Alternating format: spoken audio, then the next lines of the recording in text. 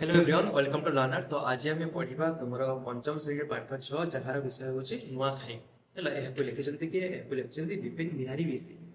तो प्रथमे देखा नुआखाई कौन एवं ता विषय पर संपूर्ण डिटेल्स जाना है।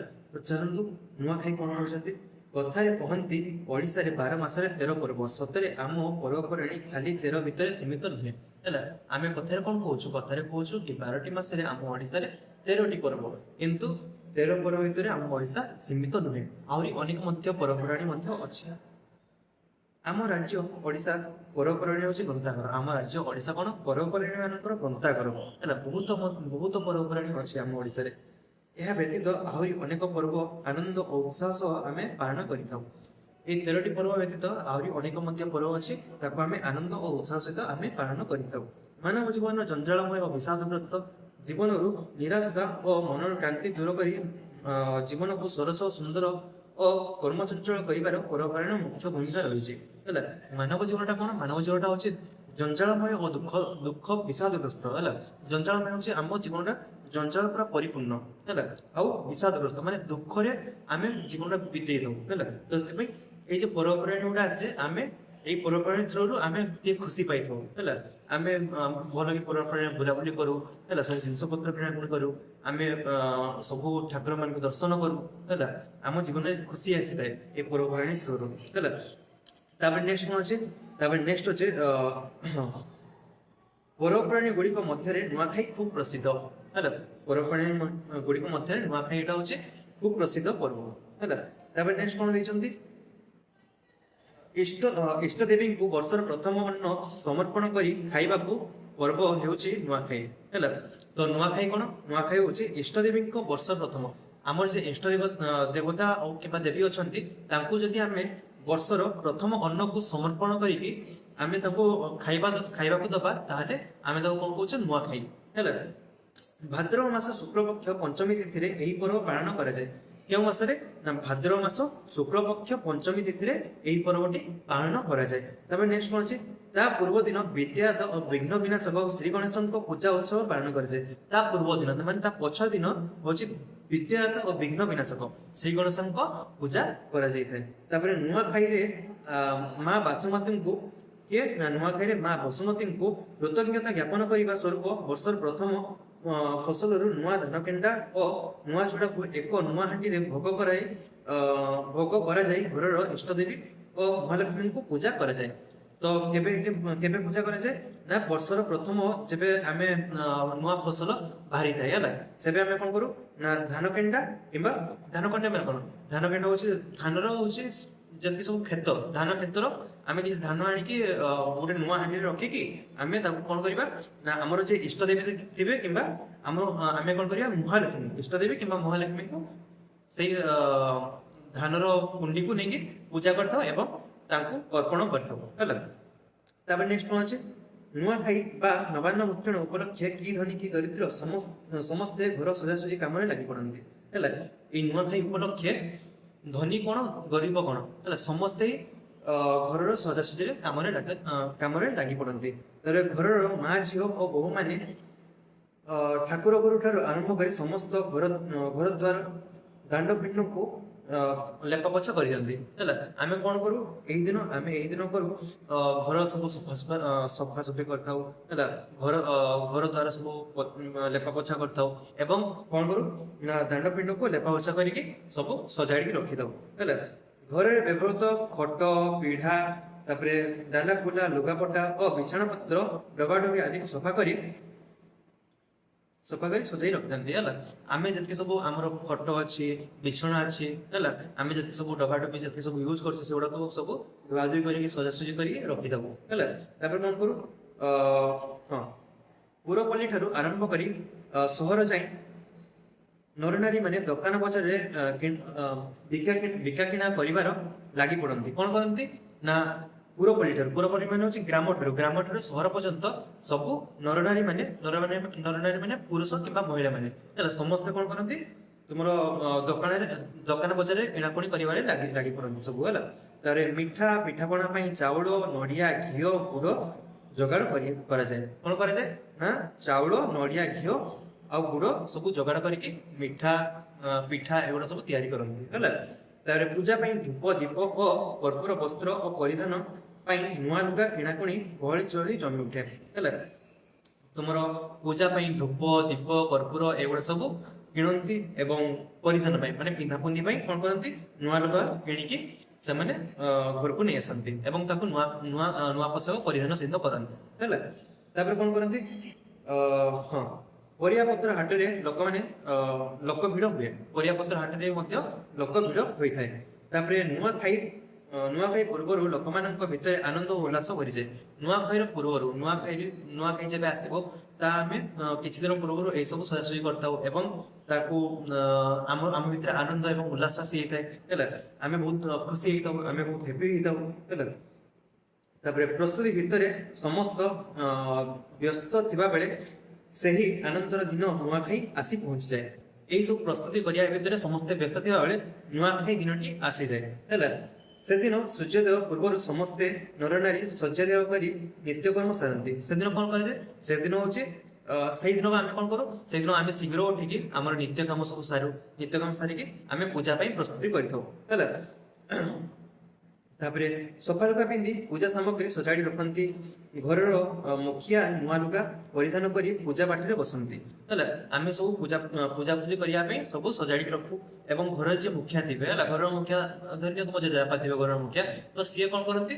ସିଏ ତୁମର ପୂଜା ପାଇଁ ନୂଆ ବସ୍ତ୍ର ପିନ୍ଧି ନୂଆ ବସ୍ତ୍ର ପରିଧାନ କରିକି ପୂଜାରେ ବସିବାକୁ ଲାଗନ୍ତି ହେଲା। ତାପରେ ସମସ୍ତେ ନୂଆ ଲୁଗା ପିନ୍ଧନ୍ତି, ସମସ୍ତେ ମଧ୍ୟ ନୂଆ ଲୁଗା ପିନ୍ଧନ୍ତି।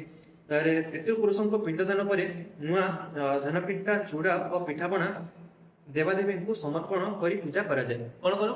ଆମେ ସବୁ ନୂଆ ପରିଧାନ ପିନ୍ଧିକି ଆମେ ପିତୃପୁରୁଷ ଯେମାନେ କି ହଉଛି ଆମ ଜେଜେବାପାଙ୍କ ବାପାଙ୍କ ବାପା ଏ ସବୁ ଆମର ପିତୃପୁରୁଷ ହେଲା। এই ପିତୃପୁରୁଷଙ୍କୁ ଆମେ କଣ କରୁ? ଆମେ ହଉଛି ପିଣ୍ଡ ଦାନ ଦଉ ହେଲା। ଯେଉଁମାନେ ମରିଯାଇଥାନ୍ତି ସେମାନଙ୍କୁ ଆମେ ପିଣ୍ଡ ଦାନ ଦଉ। ପିଣ୍ଡ ଦାନ ଦେଇକି ଆମେ କଣ କରୁ? ଧାନ ପିଠା ଓ ଚୁଡ଼ା ପିଠାପଣା ଆଦିକୁ ଦେବାଦେବୀଙ୍କୁ ସମର୍ପଣ କରୁ ହେଲା। ସମର୍ପଣ କରିକି ଆମେ ପୂଜାଟିକୁ ଶେଷ କରୁ ହେଲା। ତାପରେ ଧୂପ ଦୀପ ଓ ଚନ୍ଦନ କର୍ପୂରର ବାସ୍ନାରେ ଘର ମହକି ଉଠିଥାଏ ହେଲା। ଧୂପ ଦୀପ ଚନ୍ଦନ ଯଦି ଆମ ଘରେ ପୂଜା ହଉଥିବ ତାହେଲେ ଧୂପ ଦୀପ ଚନ୍ଦନର ମହକ ତ ଘର ପରିପୂର୍ଣ୍ଣ ହେଇଯିବ ହେଲା, ଘର ମହକି ଉଠୁଥିବ। ତାପରେ ଶଙ୍ଖ ହୁଳହୁଳି ଓ ଘଣ୍ଟା ନାଦରେ ଘର ଓ ଅଗଣା ଧୁବିକି ଉଠେ। ତାପରେ ପୂଜା ଶେଷରେ ଘରର ସମସ୍ତେ ଗୋଟିଏ ସ୍ଥାନରେ ବସନ୍ତି। ପୂଜା ଶେଷରେ କଣ ହୁଏ ନା ସମସ୍ତେ ଗୋଟିଏ ସ୍ଥାନରେ ବସନ୍ତି ଏବଂ ସବୁ ଆଲୋଚନା କରିଥାନ୍ତି ହେଲା, କେମିତି ଆମେ ପୂଜା ଶେଷ କଲେ କିପରି ଆମେ ଖୁସି ଆସି ହଉଛେ ସବୁ ଆଲୋଚନା ବସିକି କରନ୍ତି। ତାପରେ ଦେବୀ ଦେବତାଙ୍କ ପାଖରେ ଲଗାଯାଇଥିବା ଭୋଗର ନୂଆ ଚୁଡ଼ା ଘିଅ ମହୁ ଗୋରସ ମାନେ ହଉଛି କ୍ଷୀର ହେଲା, ଗୋରସ ଗୁଡ଼ ଓ କଦଳୀ ମିଶାଇ ପ୍ରସାଦ ପ୍ରସ୍ତୁତ କରାଯାଏ। କଣ କରନ୍ତି? ଆମେ ସବୁ ମିଶିକି ତୁମର ନୂଆ ଚୁଡ଼ା ହେଲା, ଘିଅ ଏବଂ ମହୁ କ୍ଷୀର ଏଗୁଡ଼ା ସବୁ ଆମେ ମିଶେଇକି କଣ କରୁ? ଗୋଟେ ପ୍ରସାଦ ପ୍ରସ୍ତୁତ କରୁ ଏବଂ ପ୍ରସାଦକୁ ସେବନ ମଧ୍ୟ କରିଥାଉ। ସମସ୍ତେ ପୂର୍ବ ଦିଗକୁ ମୁହଁ କରି ବସି ପତ୍ରର ଚଉତିରେ ବଢା ହୋଇଥିବା ଏହି ପ୍ରସାଦକୁ ସେବନ କରନ୍ତି ହେଲା। ଆମେ କଣ କରୁ? ଏଠି ଦେଖ ସମସ୍ତେ କଣ କରନ୍ତି? ପତ୍ର ଉପରେ ବସିକି ପ୍ରସାଦ ଯାହା ସବୁ ବାଣ୍ଟା ହେଇଥାଏ ସେଗୁଡାକୁ ଆମେ ସବୁ ସେବନ କରିଥାଉ ମାନେ ଖାଇଥାଉ ହେଲା। ତାପରେ ସାନମାନେ ବଡମାନଙ୍କୁ ମୁଣ୍ଡିଆ ମାରି ଜୁହାର ହୁଅନ୍ତି। ସାନମାନେ କଣ କୁହନ୍ତି? ବଡମାନଙ୍କୁ ମୁଣ୍ଡିଆ ମାରି ଜୁହାର ହୁଅନ୍ତି। ଏହାକୁ କଣ କୁହାଯାଏ? ଏହାକୁ ନୂଆଖାଇର ଜୁହାର ବୋଲି କୁହାଯାଏ ହେଲା। ନୂଆଖାଇ ଜୁହାର ବୋଲି ଏହାକୁ ଆମେ କହିଥାଉ। ତାପରେ ବଡମାନେ ଖାଇବା ପାଇଁ ବସନ୍ତି। ତାପରେ କଣ ହୁଏ? ବଡମାନେ ଖାଇବା ପାଇଁ ଯାଇକି ବସନ୍ତି। ତାପରେ ଘରେ ତିଆରି ହୋଇଥିବା ପିଠାପଣା କ୍ଷୀରିପୁରୀ ମିଠା ତଥା ଭଳି ଡାଲି ତରକାରୀ ପ୍ରସାଦ ରୂପେ ସେବନ କରି ସମସ୍ତେ ଆନନ୍ଦ ଉପଭୋଗ କରନ୍ତି ହେଲା। କଣ ହୁଏ ନା ବଡମାନେ ସମସ୍ତେ ଖାଇବା ପାଇଁ ବସନ୍ତି ଏବଂ ଘରେ ଯାହା ପିଠାପଣା ହେଇଥିବ କ୍ଷୀରିପୁରୀ ହେଇଥିବ ଏବଂ ବିଭିନ୍ନ ପ୍ରକାର ଡାଲି ମଧ୍ୟ ହେଇଥିବ ସେଗୁଡାକୁ ଆମେ ସବୁ ସେବନ କରି ନୂଆ ଖାଇସାରି ଘର ଝିଅ ବୋହୂ ମାନେ ରଙ୍ଗ ବେରଙ୍ଗର ପୋଷାକ ପିନ୍ଧି ବାହାରି ପଡନ୍ତି ନୂଆଖାଇର ଭେଟ ଘାଟ ପାଇଁ ହେଲା। ତ ଏସବୁ ନୂଆ ଖାଇସାରିକି ଆମେ କଣ କରୁ ନା ଆମର ଯେ ଝିଅ ବୋହୂ ମାନେ ଘର ଝିଅ ବୋହୂ ମାନେ ଥାନ୍ତି ସେମାନେ ରଙ୍ଗ ବେରଙ୍ଗର ପୋଷାକ ପିନ୍ଧି ନୂଆଖାଇର ଭେଟ ଘାଟ ପାଇଁ ବାହାରି ପଡନ୍ତି ହେଲା। ଘର ସାଇ ବୁଲି ଗୁରୁଜନ ମାନଙ୍କୁ ମୁଣ୍ଡିଆ ମାରି ଜୁହାର ହୁଅନ୍ତି। ତ ଘରୁ ବାହାରିକି ସାଇ ବୁଲିକି ତୁମର ଗୁରୁଜନ ମାନଙ୍କୁ ସମସ୍ତଙ୍କୁ ମୁଣ୍ଡିଆ ମାରନ୍ତି ହେଲା। ତାପରେ ବୁଢାବୁଢୀ ମାନେ ହସ ଖୁସିରେ କହନ୍ତି ବଞ୍ଚିଥିଲେ ଆର ବର୍ଷକେ ଦେଖା ହେମା ହେଲା ମାନେ ଯଦି ଆମେ ବୁଢା ବୁଢୀ ମାନେ କଣ କୁହନ୍ତି ଯଦି ଆମେ ବଞ୍ଚି ଥାଉ ତାହେଲେ ଆଉ ଥରେ ଆର ବର୍ଷ ଦେଖା ହବ ହେଲା। ତାପରେ ଏହି ପର୍ବରେ ବୁଢାବୁଢୀଙ୍କ ଠାରୁ ଆରମ୍ଭ କରି ପିଲାମାନେ ପିଲାମାନଙ୍କ ପର୍ଯ୍ୟନ୍ତ ସମସ୍ତେ ଗାଁର ମନ୍ଦିରକୁ ଯାଇ ଦେବ ଦର୍ଶନ କରିବାର ବିଧି ରହିଛି ହେଲା। ଏଇ ସବୁ ଏଇ ପର୍ବରେ କଣ ହୁଏ ନା ବୁଢାବୁଢୀ ଠାରୁ ଆରମ୍ଭ କରି ଗାଁର ଛୋଟ ପିଲାମାନେ ମଧ୍ୟ ଗାଁର ମନ୍ଦିରକୁ ଯାଇକି ଦେବାଦେବୀଙ୍କୁ ଦର୍ଶନ କରିଥାନ୍ତି ହେଲା। ତାପରେ ଖରିଫ ଓ ରବି ଫସଲ ଉତ୍ପାଦନ ବଢୁ ଏବଂ ସଂସାରର ଅନ୍ୟ କଷ୍ଟ ଦୂର ହେଉ ବୋଲି ଠାକୁରଙ୍କୁ ପ୍ରାର୍ଥନା କରାଯାଏ। କଣ ହୁଏ ନା ସେଇ ଗାଁର ଯେ ତୁମର ମନ୍ଦିର ଅଛି ସେଠାରେ ଯାଇକି ସମସ୍ତେ ପ୍ରାର୍ଥନା କରନ୍ତି ହେଲା। ପ୍ରାର୍ଥନା କଣ କରନ୍ତି ଖରିଫ ଏବଂ ରବି ଫସଲ। ଖରିଫ ଫସଲ ହଉଛି ଆମେ ଯେଟାକୁ ଆମେ କହୁଛୁ ଏଇ ଯେ ଶୀତ ଦିନରେ ଯେ ଫସଲ ହେଇଥାଏ ସେଟାକୁ ଆମେ କହୁଛୁ ରବି ଫସଲ ହେଲା। ଏବଂ ଖରିଫ ଫସଲ ହଉଛି ବର୍ଷା ଦିନରେ ଯେ ଫସଲ ହେଇଥାଏ ସେଟାକୁ ଆମେ ବର୍ଷା ଦିନରେ ଭୁଲ କହିଥିଲି। ବର୍ଷା ଦିନରେ ଯଦି ଫସଲ ହେଇଥାଏ ତାହେଲେ ଆମେ ତାକୁ କହୁଛୁ ଖରିଫ ଫସଲ ଏବଂ ଶୀତ ଦିନରେ ଯେଉଁ ଫସଲ ହେଇଥାଏ ତାକୁ ଆମେ କହୁଛୁ ରବି ଫସଲ ହେଲା। ତ ଖରିଫ ଫସଲ ଏବଂ ରବି ଫସଲ ଯେମିତି ଉତ୍ପାଦନ ବଢୁ ତାହାକୁ ଆମେ ଯାଇକି ମନ୍ଦିରରେ ତା ବିଷୟରେ ଆମେ ପ୍ରାର୍ଥନା କରିଥାଉ ହେଲା। ତାପରେ ସଞ୍ଜ ନଈ ଆସିଲେ ଖେଳକୁଦ ଓ ମୌଜ ମଜଲିସ ସମସ୍ତେ ମଜିଯାଆନ୍ତି ହେଲା। ଯେତେବେଳେ ସଞ୍ଜ ଧୀରେ ଧୀରେ ନଈ ଆସେ ସେତେବେଳେ ଆମେ ଖେଳକୁଦ ଏବଂ ମୌଜ ମଜଲିସରେ ସମସ୍ତେ ମଜି ଯାଇଥାନ୍ତି। ତାପରେ ଘୁମୁରା ନାଚ ଭଜନ କୀର୍ତ୍ତନ ଓ ନାଟ ତମାଶା ଓ ଖିଆପିଆରେ ଲୋକେ ନିଜକୁ ହଜାଇ ଦିଅନ୍ତି। କଣ କୁହନ୍ତି ଘୁମୁରା ନାଚ ହେଲା ଏବଂ ଭଜନ କୀର୍ତ୍ତନ ନାଟ ତମାଶା ଏଗୁଡା ସମସ୍ତେ ନିଜକୁ ହଜାଇ ଦେଇଥାନ୍ତି ହେଲା। ତାପରେ ବିଶେଷ କରି ଆଦିବାସୀ ଓ ସମ୍ପ୍ରଦାୟ ଲୋକମାନେ ନାଚ ଗୀତ ଓ ବାଦ୍ୟ ବେଶ ଆନନ୍ଦଦାୟକ ହୋଇଥାଏ। ବିଶେଷ କରି ଆମର ଆଦିବାସୀ ସମ୍ପ୍ରଦାୟଙ୍କର ଲୋକମାନେ ଯେ ସବୁ ଅଛନ୍ତି ସେମାନଙ୍କର ନାଚ ଗୀତ ଓ ବାଦ୍ୟ ବହୁତ ଆନନ୍ଦଦାୟକ ହୋଇଥାଏ ହେଲା।